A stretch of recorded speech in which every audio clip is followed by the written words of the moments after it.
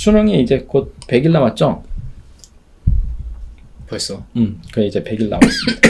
얼마 남지 않았습니다. 올해는 입시 캘린더가 너무 빨리 지나가는 이유가 입시 요강의 확정이 평소보다 한 달 늦었습니다. 보통 5월 1일 입시 요강이 확정되는데 무슨 이슈가 있어서 의대 이슈가 있어서 6월 1일에 확정이 됐습니다. 그래서 한 달 늦어진 관계로 여러분의 빨리빨리 이제 준비를 해야 되는 상황이 된 겁니다. 자, 이제 벌써 100일밖에 안 남았어. 이런 생각인데요. 오늘의 주제는 자, 100일의 기적. 그거 한번 이야기해 볼까요? 100일의 기적이 있다, 없다. 기적까지는 좀 그래. 기적? 100일의 기적이 있다, 없다. 어디까지가 기적이죠? 기적의 정의. 네. 보통 학생들은 이런 생각하죠. 6평 치고 나서 수능 때는 육모 받은 등급에서 각각의 전 과목에서 한 등급씩 올리간다. 그건 뭐 목표죠 일단. 네. 이제 그 정도 되면 저는 기적이라고 생각합니다. 그런 일이 있을 것이다, 없을 것이다. 저는 제 개인적으로는 네. 저는 그보다 더 많이 올랐기 때문에 그래서 100일 만에 뭐 100일이기도 하죠. 그러니까 저는 사실은 고3 때 우리는 고3 때 매달 모의고사 봤잖아요. 사설도 막 보고 점수가 한 번도 떨어진 적이 없고 계속 올라갔어요. 그 얘기는 첫 번째 모의고사 때 점수가 낮았어요. 공부 좀 안 했었으니까. 근데 어쨌든 계속 상승은 해서 결과적으로는 원점수로 따지면 100점 이상 올랐고. 오. 근데 그게 하루에 1점씩. 근데 그게 뭐였냐면은 저거였어요. 좀 어려웠다가 쉬워진 거라서 다들 한 60점에서 그 정도 올랐거든요. 일반적으로 봤던 점수에. 저는 근데 100점 이상이 오른 거죠. 그래서 좀 많이 올랐다. 상대적으로. 요건 그런 게 있고. 근데 요거는 이제 개인차가 있는 거라서 또 상황차가 있는 거라서 모든 과목이 한 등급씩 쉬운 일 아니죠, 분명히. 그러니까 등급이라고 하면 쉬운 일이 아닌 것 같아요, 확실히. 점수는 그렇죠. 점수는 그럴 수도 조금 뭐 있다. 올릴 수 있는데 예. 등급이 올라갔다. 뭐 3등급이 전 과목 3등급이 전 과목 2등급이 됐다. 와, 진짜 쉽지 않은 일이긴 하죠, 확실히. 통계적으로 봤을 때도. 근데 이제 요런 걸 많은 학생들이 꿈꿔요. 근데 뭐 누구나 꿈꾸는 거 아닌가요? 원래 꿈은 이루어질 수 없기 때문에 꿈꾸는 겁니다. 이러시는 경우가 간혹 있고 정말 간혹 있긴 그건 특이점이죠. 간혹 있다. 특이점. 네. 그리고 근데 그게 뭐냐 아주 특별한 사례를 일반적인 사례에서 일반화시키면 안 되니까. 네. 그래서 우리는 그 일반적인 범주, 그러니까 표준정규 분포에서 그 중간값 이게 딱 평균에 이제 몰려 있잖아요. 그래서 이게 보통 사람들이 그런데 우리가 이제 고3들이 이렇게 6평을 치고 그러면 수능 때 되면 한 100분이 6% 정도가 떨어집니다. 대부분이. 그러니까 한 3분의 2 정도가. 왜냐면 재수생들 막 이렇게 반수생들이 들어오면서 그렇죠. 네. 상대적으로 밀리는 거. 그렇죠. 뭐 100분이 6% 밀려버리면 대학 레벨이 확 내려가는 겁니다. 대학 그 인원수를 생각해 보면은 이제 그렇죠. 우리는 대충 판단할 수 있죠. 네.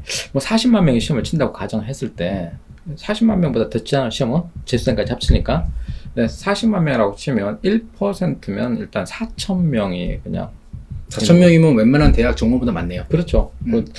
뭐 대학 하나가 그냥 쓱쓱 갈리는데 6개 대학이 없어지는 거죠. 24,000명.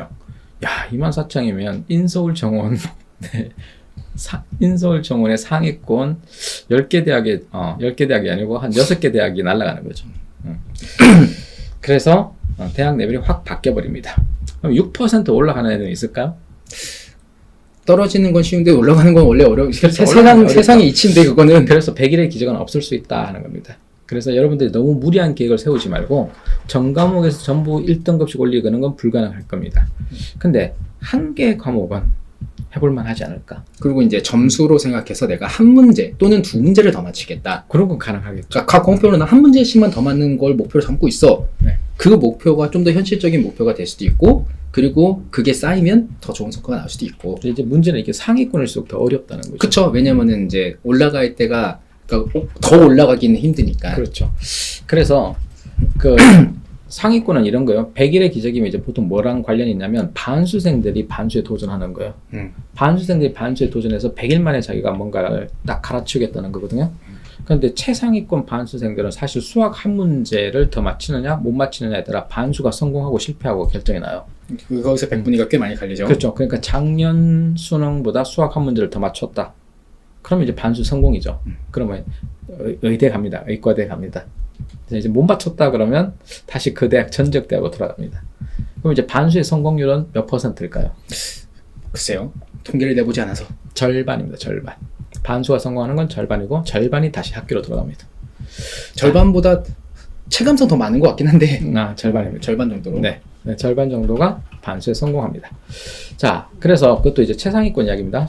그러면 그 밑에는 어떻게 되냐? 그 밑에는 제대로 준비를 하면 점수가 올라가겠죠. 그런데 6%의 기적은 그렇게 달성하기가 힘들 겁니다. 100분이 6%를 바꾸는 건 힘들 거고, 현실적으로 수능 체제를 맞추기 위해서 한 과목 내지 두 과목에 집중해서 그래서 등급 방어를 하는 게 필요할 것 같습니다. 그래서 100일의 기적 너무 믿지 마라. 그 100일의 기적 너를 비껴나갈 수도 있다.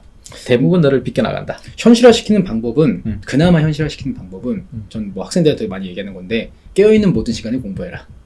그게 가능해요? 그러니까 깨어있는 모든 시간에 공부할 수 있으면 그러면 뭔가 그 시간 비례해서 네. 충분히 성과가 분명 그런데도 성과가 안 나오면 이거 뭔가 잘못된 거야. 지금 상황이 이게 현실이 잘못된 거야. 그러니까 그 정도의 어떤 각성과 그 정도의 노력을 약간 과장해서 얘기하는 거죠. 그 정도가 되면은 그러니까 그 정도 가고 그다음에 효율성 그걸 갖추면 어느 정도 좀 되지 않을까? 그래서 100일의 기적은 100일의 환상과 같다. 현실성에 기반해라. 현실적으로 올릴 수 있는 걸 생각해라.